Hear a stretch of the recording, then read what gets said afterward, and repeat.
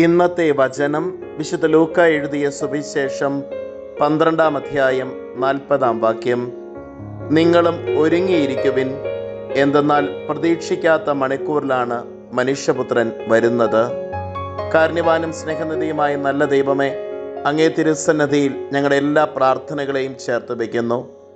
ഈശോനാഥ, ഞങ്ങളുടെ ഈ ലോക ജീവിതത്തിൽ അനുനിമിഷം ഒരുക്കത്തോടു കൂടെ ആയിരിക്കുവാൻ, ജീവിതത്തിൻ്റെ ഉത്തരവാദിത്തങ്ങൾ കൃത്യമായി നിർവഹിച്ചുകൊണ്ട് മുന്നേറുവാൻ ഞങ്ങളെ അനുഗ്രഹിക്കണമേ. അമ്മേ മാതാവേ, ഞങ്ങൾക്ക് വേണ്ടി മാധ്യസ്ഥം യാചിക്കണമേ. നമ്മുടെ കർത്താവ് ഈശോ മിശിഹായുടെ കൃപയും പിതാവായ ദൈവത്തിൻ്റെ സ്നേഹവും പരിശുദ്ധാത്മാവിൻ്റെ സഹവാസവും നാം എല്ലാവരോടും കൂടെ ഉണ്ടായിരിക്കട്ടെ, ഇപ്പോഴും എപ്പോഴും എന്നേക്കും. ആമേൻ. ഇന്നത്തെ നിയോഗം ലോകമെമ്പാടുമുള്ള എല്ലാ ആരോഗ്യ പ്രവർത്തകരെയും സമർപ്പിച്ചുകൊണ്ട് നമുക്ക് പ്രത്യേകം പ്രാർത്ഥിക്കാം.